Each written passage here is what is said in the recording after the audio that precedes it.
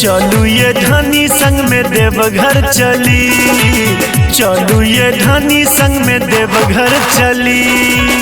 जाई बैजनाथक दर्शन करी, जाई बैजनाथक दर्शन करी। चलो यो सजना संग में देवघर चली, चलो यो सजना संग में देवघर चली। जाए बैजनाथ हम दर्शन करी, जाए बैजनाथ हम दर्शन करी। चलू ये धनी संग में देवघर चली, चलो यो सजना संग में देवघर चली।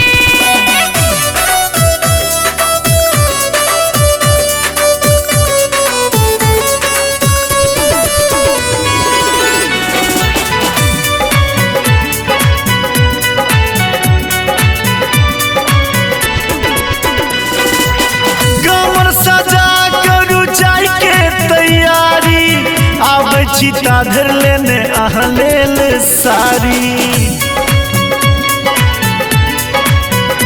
यो पड़े छे परसू सावन के सोमवारी, भीड़ हेते बाबा नगरी में भारी।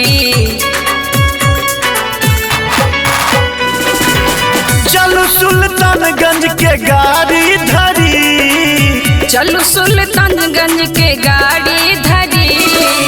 चलू ये धनी संग में देवघर चली, चलो यो सजना संग में देवघर चली।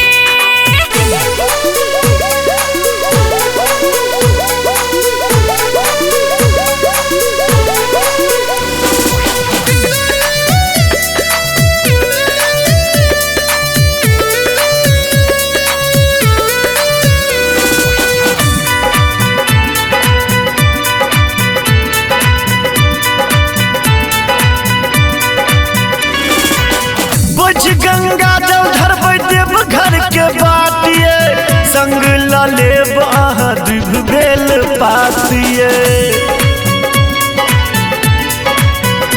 यो भैरव बाबा ले लेब लड्डू प्रसादियो, पेड़ा मधुर चूड़ा से होले बैसातियो।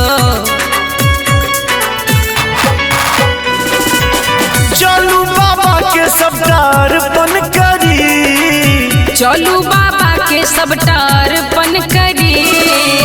चलू ये धनी संग में देवघर चली,